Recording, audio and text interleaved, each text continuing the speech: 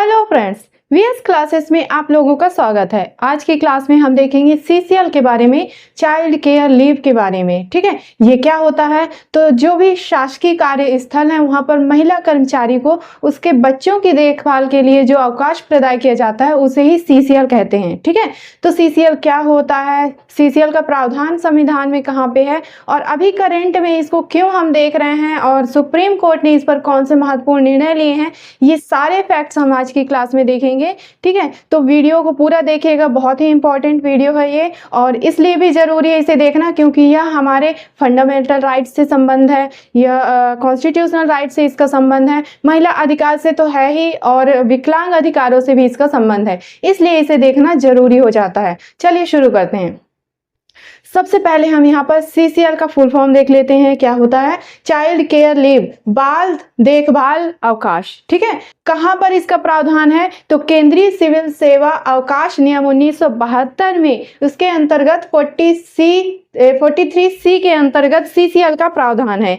किसे प्रदान किया जाएगा? तो प्रत्येक शासकीय कार्यस्थल पर पदस्थ महिला कर्मचारी को दिया जाएगा उसके बच्चों को देखभाल के लिए। कौन से बच्चे के लिए? तो प्रथम दो बच्चों के लिए दिया जाएगा। कितनी आयु रखा गया है? 18 वर्ष की आयु सीमा रखी गई है कि अगर दोनों बच्चे 18 वर्ष की आयु पूरी नहीं कर लेते हैं तब तक उनके देखभाल के लिए महिला कर्मचारी सीसीएल अवकाश ले सकती है। ठीक है, मातृत्व अवकाश अलग होता है आपका, जो मैटरनिटी लीव होती है 180 डेज का, उसके अलावा ये जो है सीसीएल प्रदान किया जाता है। ठीक है, अच्छा, समय कब तक है? तो 730 दिन या 2 वर्षों का ये समय होता है। इतने ही दिनों के अंतर्गत वो 18 वर्ष तक जब भी 2 बच्चे नहीं हो जाते हैं तब तक वो जब भी चाहे इस अवकाश का प्रयोग कर सकती है। ठीक है, अगला फैक्ट है हमारा कि विकलांग व्यक्ति के लिए आयु सीमा है कि नहीं। तो विकलांग बच्चों के लिए या व्यक्ति के लिए कोई भी आयु सीमा नहीं रखी गई है। क्यों?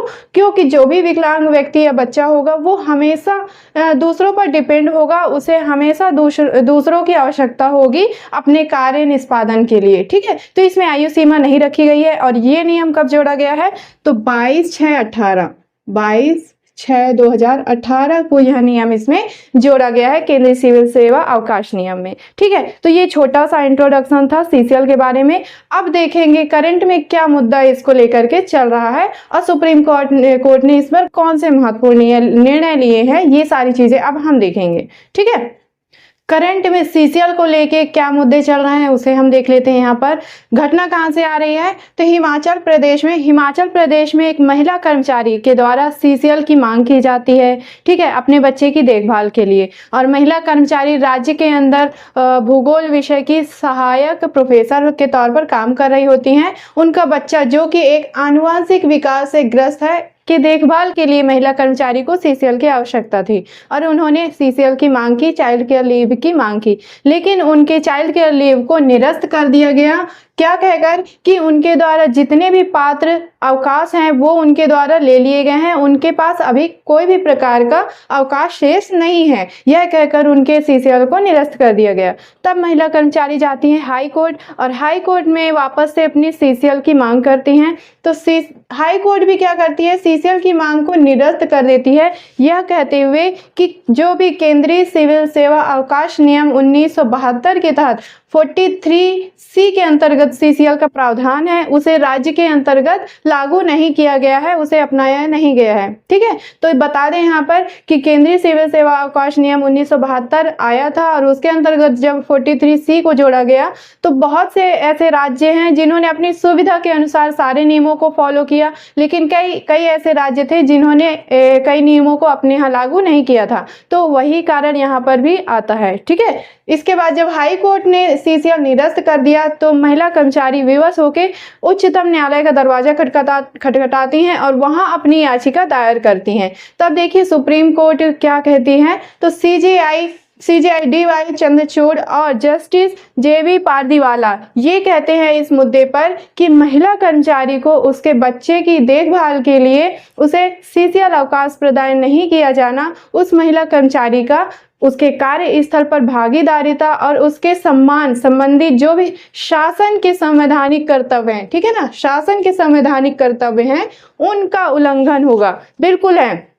जो शासन ने जो भी संवैधानिक कर्तव्य के अंतर्गत जो भी नियम बनाए गए हैं, अगर उन नियमों का पालन नहीं किया जाता है, उनका लाभ जो है कर्मचारी को नहीं दिया जाता, तो यह उनके संवैधानिक कर्तव्य का उल्लंघन होगा, बिल्कुल। ठीक है ना। इसके बाद बात करते हैं कि महिला कर्मचारी को अगर सीसीएल प्रदान नहीं किया जाता है तो हो सकता है विवश होकर के वह कार्य छोड़ दे, अपनी जॉब छोड़ दें, तो मतलब मजबूरन उन्हें अपना कार्य छोड़ना पड़ेगा।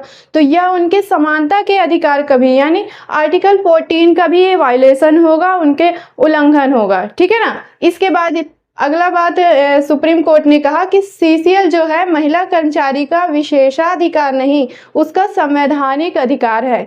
बिल्कुल है। ठीक है। महिला कर्मचारी को अलग से कोई विशेष अधिकार नहीं दिया जा रहा है, यह उनके संवैधानिक अधिकार के अंतर्गत आता है, उन्हें प्रदाय किया गया है। ठीक है। इसके अलावा सुप्रीम कोर्ट ने यह कहा कि विकलांग अधिकार अधिनियम 2016 का भी उल्लंघन है। ठीक है। जो विकलांग व्यक्ति या बच्चा है वो हमेशा दूसरों पर डिपेंड होगा, वो चाहे किसी भी एज में हो, तो इसमें एज लिमिट हटा दी गई है। दूसरा, अगर जो उसके भी देखभाल करता है, उसके पेरेंट्स है, अगर उससे सीसीएल प्रदान नहीं किया जाता तो यह उसके भी अधिकारों का हनन होगा, उल्लंघन होगा। ठीक है। तो इतनी सारी बातें सुप्रीम कोर्ट ने कही और कुछ महत्वपूर्ण निर्णय लिए हैं। तो वो निर्णय क्या लिए हैं इसके बाद हम देखते हैं, इसका स्क्रीनशॉट ले लीजिए। तो सीसीएल को लेके जो भी करंट इश्यूज चल रहे हैं उसको लेकर के सुप्रीम कोर्ट ने कुछ महत्वपूर्ण कदम उठाए हैं। उनमें से क्या है देखिए। सबसे पहले उन्होंने कहा कि राज्य सरकार व उच्च न्यायालय को निर्देश दिए कि महिला कर्मचारी को जो भी सीसीएल की पात्रता है उन्हें प्रदाय किया जाए। ठीक है। दूसरी बात उन्होंने कही, एक समिति गठित करने का निर्देश दिया। समिति गठित किए और किस लिए, ताकि सीसीएल के बारे में जो भी महत्वपूर्ण निर्णय हैं वो लिए जा सके। समिति में कौन कौन होंगे, तो प्रदेश के मुख्य सचिव होंगे, महिला एवं बाल विकास विभाग के सचिव उसमें शामिल होंगे, सामाजिक कल्याण विभाग के उसमें सचिव शामिल होंगे, और मार्गदर्शन के लिए उन्होंने अतिरिक्त सॉलिसिटर जनरल ऐश्वर्या भाट को जो है निर्देशित किया। ठीक है। इसके अलावा उन्होंने कहा कि यह जो रिपोर्ट है, यह समिति अपनी रिपोर्ट 31 जुलाई तक सबमिट करेगी, ताकि सीसीएल के चाइल्ड केयर लीव के बारे में जो भी महत्वपूर्ण निर्णय हैं वो लिए जा सके। ठीक है। अब देखिए एग्जाम के परिप्रेक्ष्य में देखते हैं कि ये किस तरह से महत्वपूर्ण है। ठीक है। हो सकता है यहाँ से सीसीएल का फुल फॉर्म पूछ दिया जाए, या सीसीएल का प्रावधान कहाँ पर है वो नियम पूछ दिया जाए, या फिर कितने बच्चों के लिए प्रदान किया जाता है, उनकी आयु पूछ सकता है, आयु सीमा पूछ सकता है। ठीक है। कितने समय के लिए, मतलब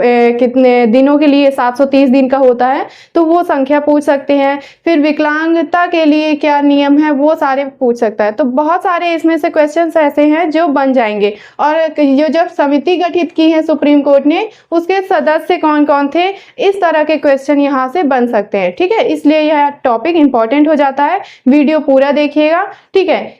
वीडियो अच्छी लगी हो तो वीडियो को लाइक करिएगा और ज़्यादा से ज़्यादा लोगों को शेयर करिएगा, और कमेंट करिएगा कि अगली वीडियो आपको किस टॉपिक पे चाहिए। और इसके अलावा कई ऐसे करंट इश्यूज हैं जिसको लेकर के वीडियोस हमारे चैनल पर बनी हुई हैं, आप जाकर उन्हें देख सकते हैं और अपने नोट्स जो है कंप्लीट कर सकते हैं। ठीक है। चलिए फिर मिलते हैं अगली वीडियो में, तब तक पढ़ते रहिए।